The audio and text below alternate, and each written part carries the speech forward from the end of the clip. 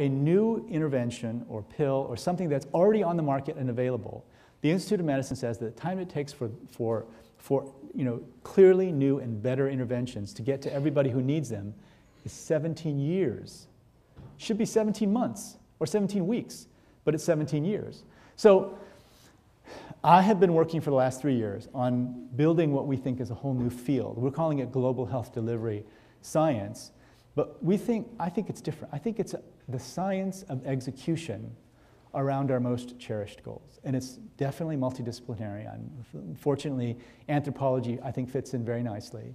But I think it's a new group of players who really need to tackle this problem of getting complex social groups to accomplish things that they would never do otherwise.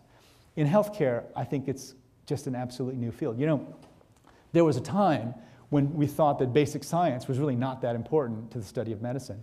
There was a time when we thought that clinical science was really not that important to the study of medicine. And certainly these major meta-studies that are being done all the time, these are new kinds of sciences. And I think this fourth science is critical. And I would love to work with all of you to think about what Dartmouth could do to build this new science. We started off by simply trying to find out what people are doing.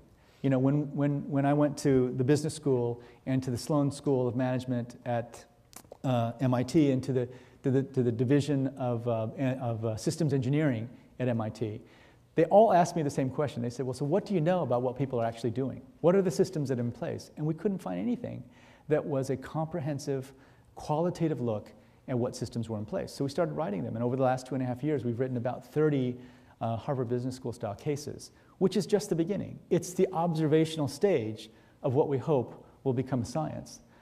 We started working with people like Michael Porter at Harvard Business School and just mapping out what are all the things that you need to do to actually get where you want to get at the end of the day. We started working on trying to develop theoretical models of how global health delivery works. We're just finishing up a project with 14 other universities in which we're trying to ask a very specific question. How can you take money that's going for disease-specific programs, HIV, TB, malaria, and translate that into the building of systems that can take care of a broader range of problems? Remember the map I showed you about cardiovascular disease? The great thing about HIV treatment is not that it's about HIV, but that it's a chronic disease.